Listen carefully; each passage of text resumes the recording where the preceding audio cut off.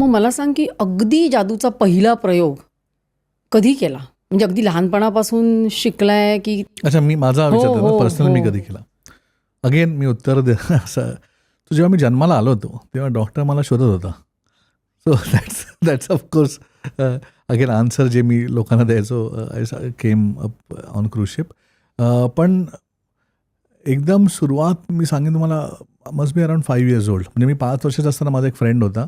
तो जादू करायचा आणि त्याने शाळा सोडली आमची. तो इनफॅक्ट इंडिया सोडून तो गेला. जायच्या आधी तो सगळे सामान मला देऊन गेला. तिथून सुरुवात झाली की ज्याला हे सामान मिळालं आपण करत राहणं वगैरे. आणि मग ते करत आलं. पण अगदी सुरुवात म्हणजे ऑफकोर्स अराउंड ॲट एज 5. तेव्हापासून तू जादू शिकतोयस आणि करतोयस? तेव्हा हॉबी होती. तेव्हा भरपूर म्हणजे तेव्हा असा विचार नव्हता केला की ह्याला प्रोफेशन करणार किंवा एवढं पुढे करत राहणार. कारण जादू शिकणं हे सोपं नाही आहे. आजही जादूसाठी असं प्रॉपर स्कूल किंवा वे नाही आहे. कारण जादू मुळात दुसऱ्या आर्ट्सपेक्षा खूप वेगळी आहे. तुम्ही दुसरा कुठलाही आर्ट बघता ना, म्युझिक आहे, डान्स आहे, म्हणजे सिंगिंग आहे, ड्रॉइंग आहे, म्हणजे पेंटिंग वगैरे, हे सगळे जे असतात they are depiction of nature. म्हणजे नेचर म्हणजे जे होतं तुम्ही रिक्रिएट करता तुमच्या काय म्हणतात ते फॉर्ममध्ये. की गाणं म्हणजे काय, की नेचरमधले आवाज जे आहे ते रिक्रिएट करणे. डान्स म्हणजे जसे ॲनिमल्स मूव्ह करतात, जे तुम्हाला खूप चांगले वाटतात ॲनिमल मूव्ह करताना, त्याचं तुम्ही रिक्रिएट करता. जादू ही नेचरच्या बाहेरची आहे. जादूमध्ये असं काहीतरी होतं जे तुम्हाला नेचरमध्ये दिसत नाही. So either we call it supernatural, की मराठी शब्द मला त्याला येत नाही, पण something that is out of nature. So out of nature असताना त्याला मीडियम असणं की शिकणं करणं फार डिफिकल्ट आहे. की तुम्ही एक्झॅक्टली कसं शिकणार, की जे नाहीच आहे नेचरमध्ये तुम्ही दाखवणार कसं आणि रिक्रिएट कसं करणार. सो त्याच्यामुळे मला वाटतं आजही प्रॉपर जादू शिकण्याचे शाळा असे नाही आहेत. म्हणजे ऑफकोर्स लोकांनी प्रयत्न केले आहेत त्याच्यामध्ये ट्रिक्स वगैरे शिकवतात की प्रॉप्स कसे हँडल करायचे आणि कसे एक्झिक्यूट करायचे वगैरे. पण आय थिंक मुळात जादू ही जी कन्सेप्ट आहे किंवा जे थॉट आहे की ते कसं दाखवणार, तुम्ही कसं करणार, ते मला वाटतं आजही शिकवणं फार डिफिकल्ट आहे. ते तुम्हाला अंडरस्टँडच करावं लागेल by being in the profession or in the industry. पण तू शिकवतोस का म्हणजे कोणाला? फक्त सेलिब्रिटीजना शिकवतो मी. सो आणि तू मला शिकवायचं कबूल केलंयस? हां, म्हणजे सेलिब्रिटी आहात तुम्ही. सो तुम्हाला शिकवेन. पण कोणत्या सेलिब्रिटींना शिकवलंय? So starting with Amitabh Bachchan. त्यांना मी शिकवलं होतं एका मूवी प्रमोशनसाठी. शिकवली?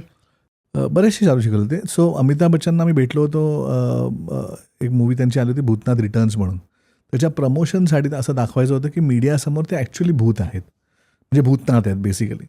सो प्लॅन असा होता की ते जादू दाखवणार आणि मीडियाला वाटणार की हो खरं खरं भूतनाथ आहे.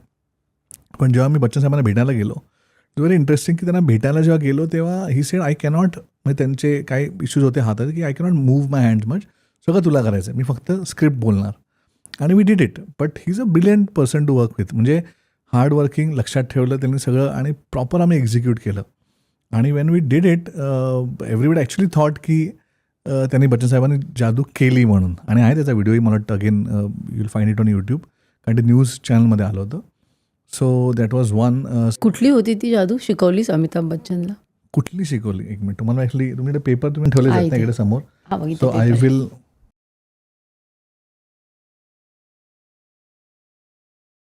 अच्छा, हा पेपर बघून मी तुम्हाला सांगू शकतो की तुम्ही पुण्याला जातात कधी कधी.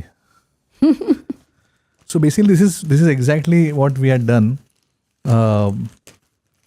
एक पेपर घेऊन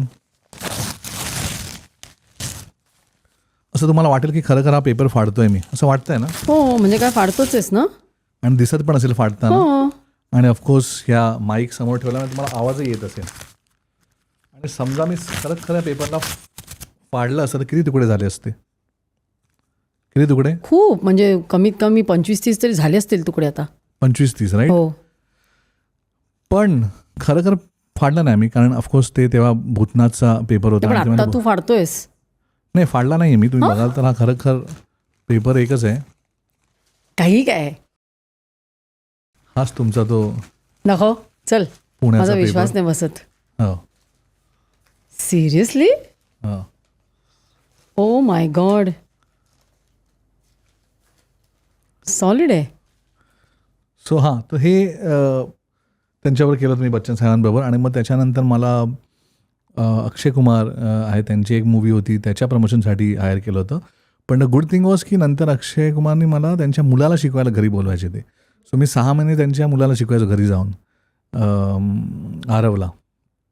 त्याच्यानंतर मला ऋतिक रोशनने हायर केलं तर मी त्यांच्या मुलांना शिकवायचो. तो त्यांच्या घरी जायचो. So which was a very good I would say privilege of my profession की लोकांना म्हणजे लोक म्हणतात सेलिब्रिटीज किंवा स्टार्स भेटायला मिळत नाही किंवा एक फोटो काढायचा आहे आणि आम्हाला त्यांच्या घरी जायला मिळतं. असं 6-6 महिन्यामध्ये त्यांच्या घरी जातो as a teacher. So they call you sir. म्हणजे ऋतिक अँड अक्षय कुमार बोथ म्हणजे बिकॉज मी त्यांच्या मुलांना शिकवायचो ते मला घरी गेलो सरच बोलायचे. हां सर आ गए. अरे सर पण जर मला अक्षय कुमार सर बोलतो, मला ऋतिक सर बोलतो. So that was the advantage and of course it was lot of fun की त्यांच्या घरी जाऊन करणं वगैरे. सो ह्या लोकांना शिकवलं आणि आता त्यानंतर मी श्रेयस तरपडेला ऑफकोर्स शिकवलं होतं मूवी प्रमोशनसाठी. आत्ता मला मी शिकवतो आहे ह्यांना ॲड गुरु जे आहेत भरत दाभोळकर. सो ते बरेच वेळा घरी येतात तर त्यांना शिकवतो. So I get a chance to do that.